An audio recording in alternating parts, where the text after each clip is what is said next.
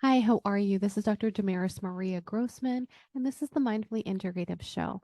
And today we have a great and wonderful chat with Aren McCarty. She is Soul Print Journeys. She is a spiritual and balance between the science and spirituality and kind of where she is now and what she's doing for herself, her family, and for others. I can't wait for you guys to learn more about her and what she can do to help impact your health. Hi, how are you? Hey, thanks. I'm really glad to be here. Yeah, I'm Well, so glad we were able to get into the chat. Like we said, we had to reschedule, but I'm glad it kind of came in time. So, how is absolutely. everything?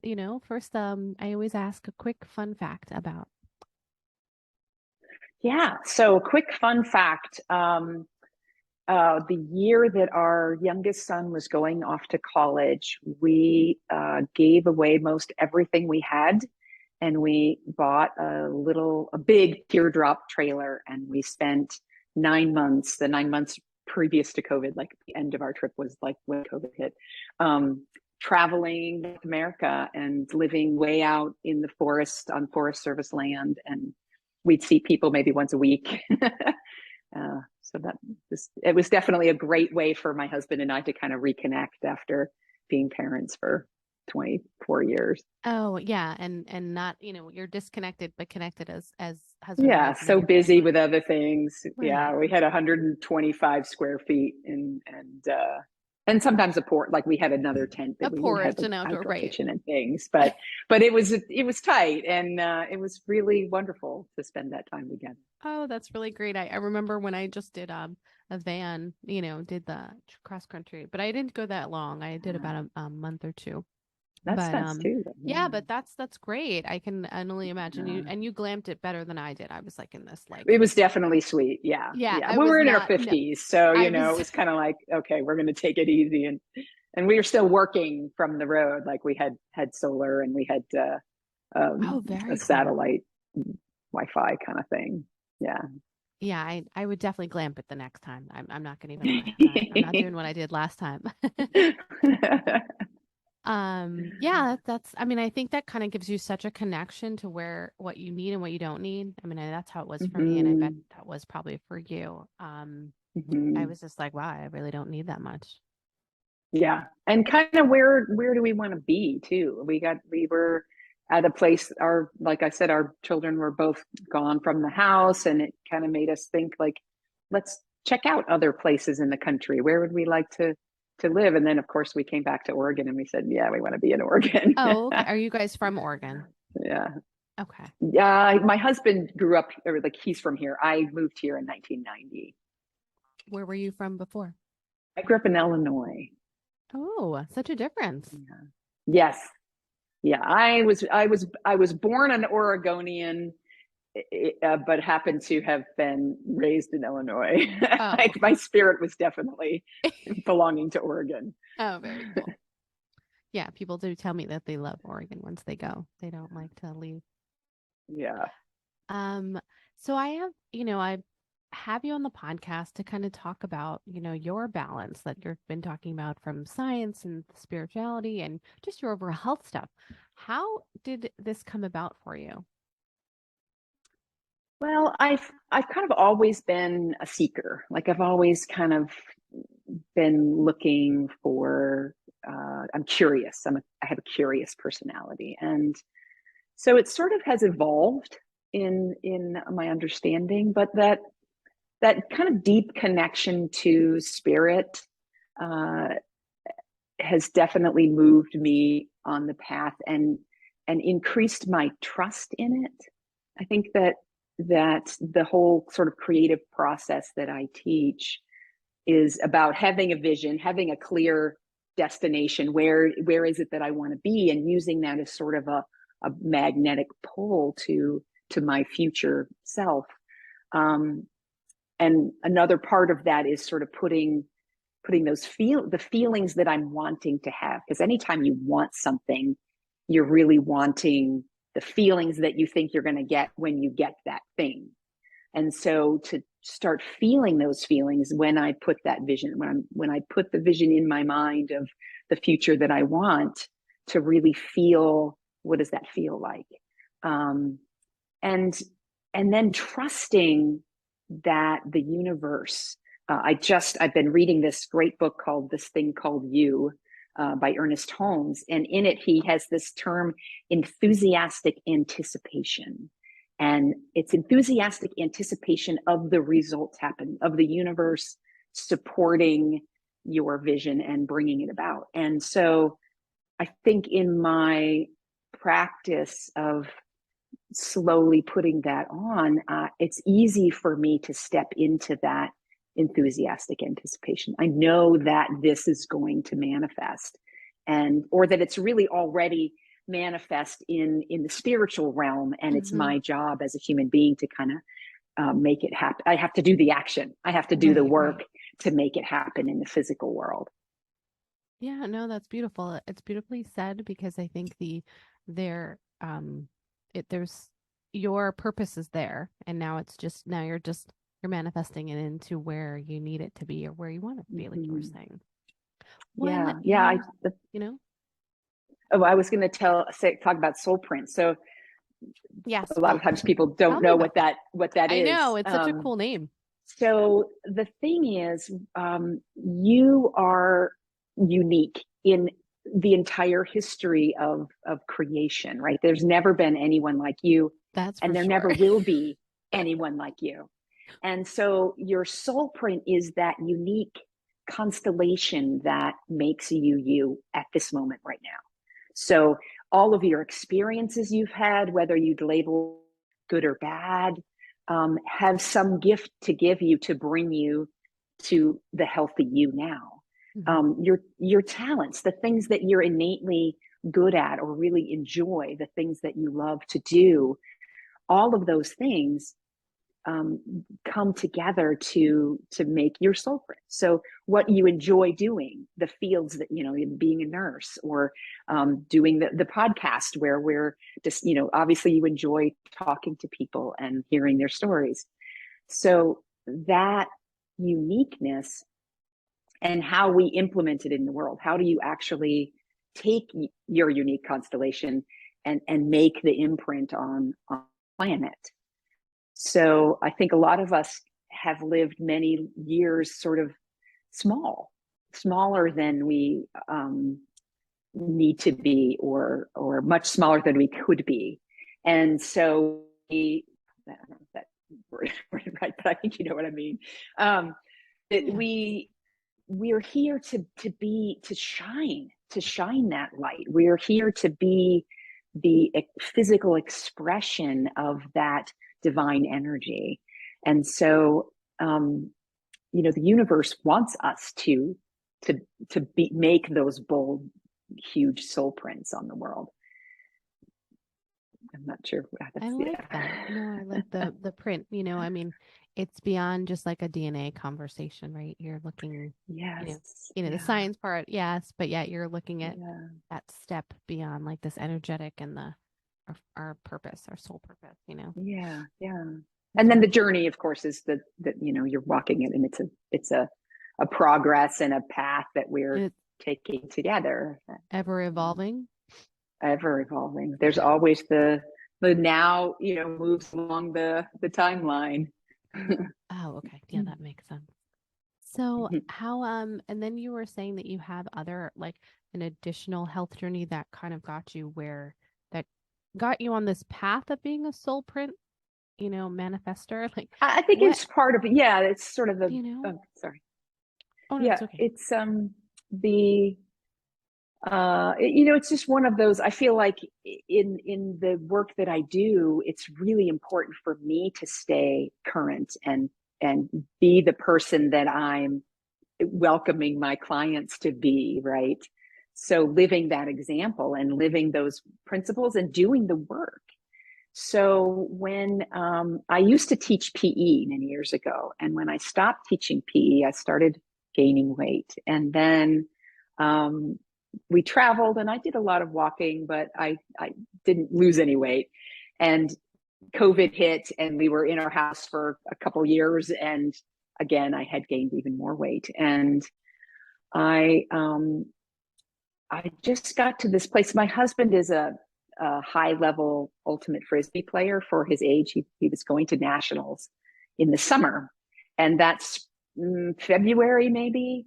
I thought, oh no, I'm going to go to nationals. I'm going to be surrounded by all these elite athletes and their wives, and I made a decision that day to that I was going to lose weight. And I think until you actually make a decision for something, it has this kind of like, because I had thought, oh, I need to lose weight. I'd like to lose weight. I need to eat less. I need to walk more. All those things, right? We know what we should do, but until we make that decision, really say this is going to happen, and have that enthusiastic anticipation that I'm making the decision, I'm taking the steps, it's going to happen, and start to bringing that.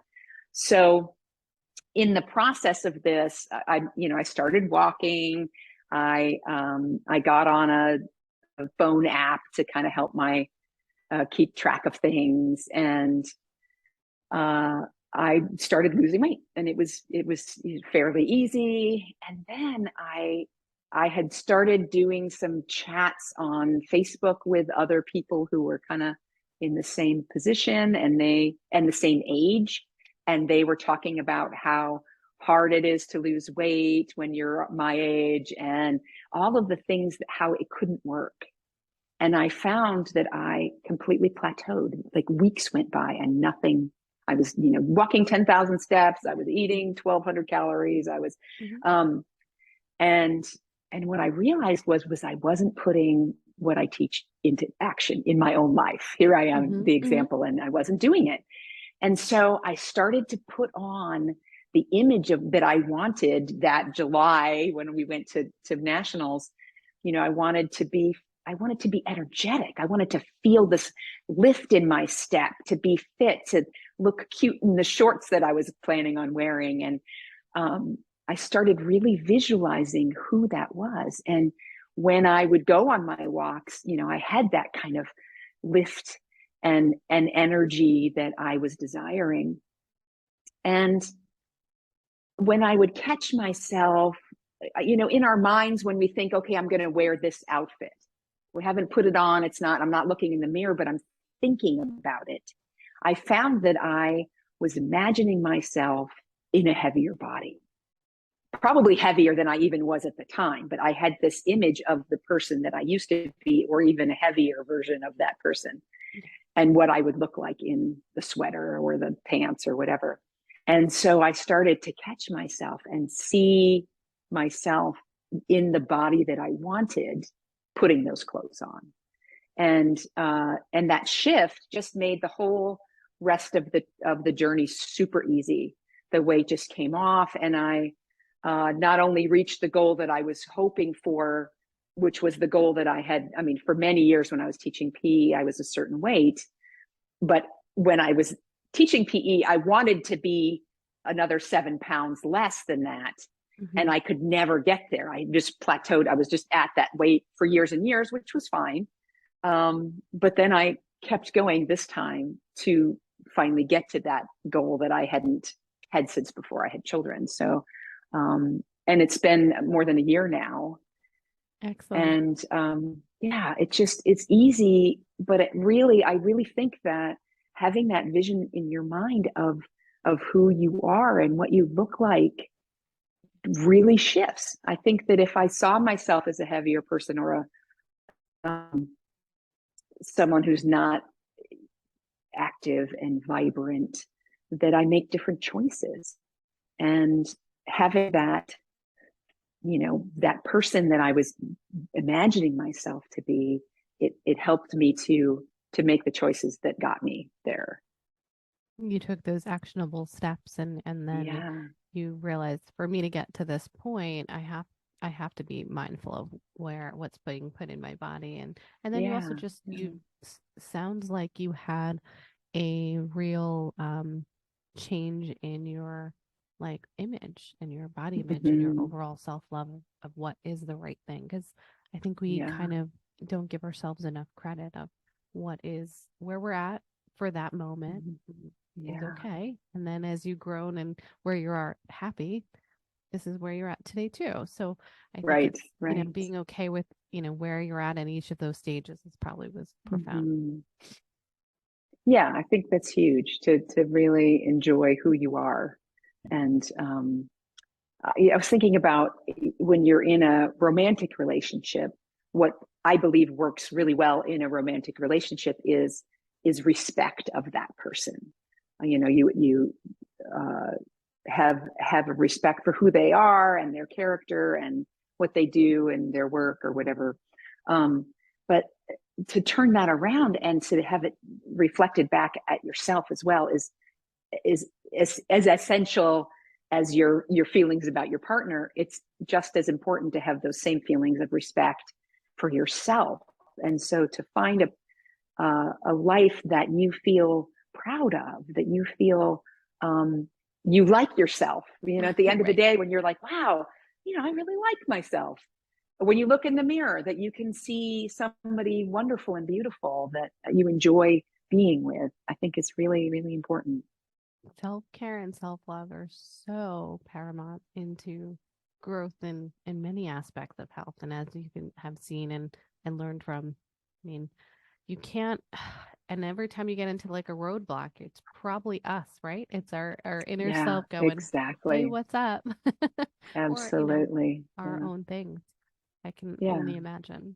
Are you also Yeah. now helping a lot of clients too, in addition with your method and just because of your journey that you've Yeah. been through? So I'm a coach. I Oh, great. do my work is generally course related. So there's like a Oh, block of time, like a 3 month course or a six great. month course. And then I have the VIP year courses where we just are with each other for the whole year. But yeah, and I love watching what happens because I think that my clients I'm not opposed to having men, but all of my clients are women. That's just kind of Hmm. how it's worked out. Um, and I think especially with women, we have given our lives lovingly to other causes other Hmm. than Ourselves. ourselves shining. So our children, our spouses, our parents, we are the caregivers most often.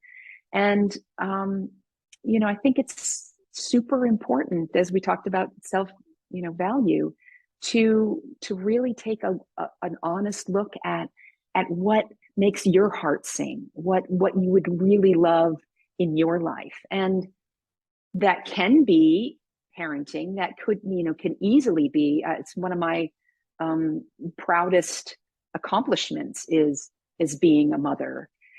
uh, but I think it's important and often to take that time out to kind of, okay, what is it right now in this moment that I would love to bring more of in my life? And whether that's love, maybe the relationship aspect of things, or more time that Mm. I really want to be able to be more efficient with my time and do the things that I would love to do.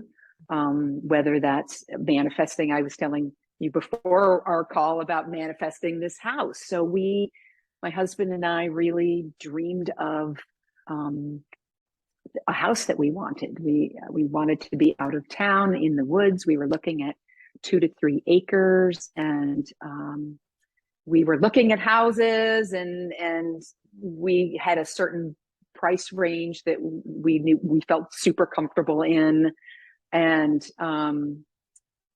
we actually put an offer on a house that didn't go through. Like we went way over 135,000 over asking cash Mm. offer, and we didn't get the house.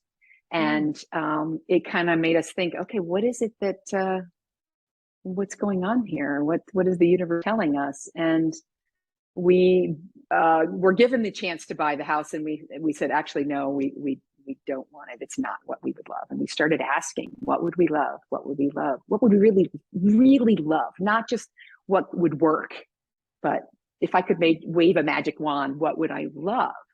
And then we found this place, and it's a very large house. It's a lodge, beautifully crafted on 13 acres of old growth forest. And it's way beyond anything we could have possibly imagined. And it's shifted, I believe, who I feel I am in the world.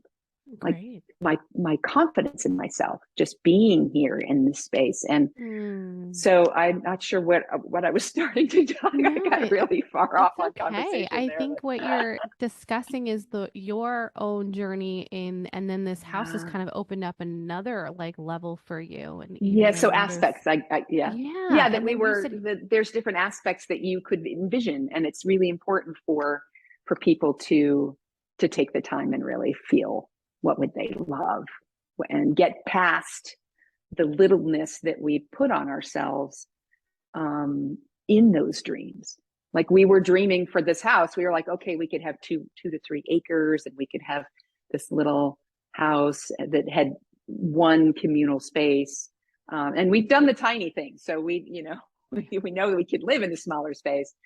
Uh, but this one, I'm opening up for retreats, and I really feel like I'm a steward of this property, and to bring in people to have transformational experiences, to have time in solitude in the forest, to mm, meditate and be in the woods. And I really want to have it be a place where people can come and heal. And that was not on my little tiny list of what can I have.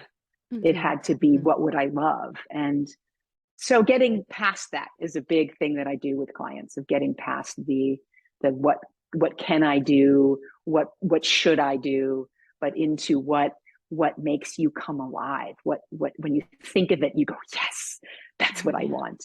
that's That sort of amazing. feeling. They're Yeah. taking their vision or their thoughts and really making it tangible or whatever that is for them. Yeah. Yeah, that's Yeah. really important. So I many also love aspects. that you have this space now that, like you said, you're a steward of the healing process for someone. Nature in Yeah. itself is That's beyond so spiritual and healing. grounding. And not Mm-hmm. everybody gets that aspect. And to be able to have that as an opportunity, or even as a like these retreats that you may be doing, or Yeah. one, that's cool. That's going to be great. Yeah. I Yeah. mean, I I am really love always it. going to those, like, before the pandemics, I was very avid to those retreat spots because as a meditator and Mm-hmm. as someone that needed mindfulness throughout my entire, like, necessity and nature Yeah. as necessity, as I explained, and you probably are, you know, um, people need it.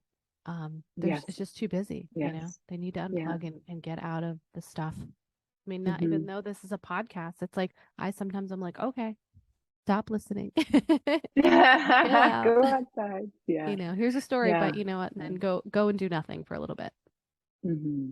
you know? Mm-hmm.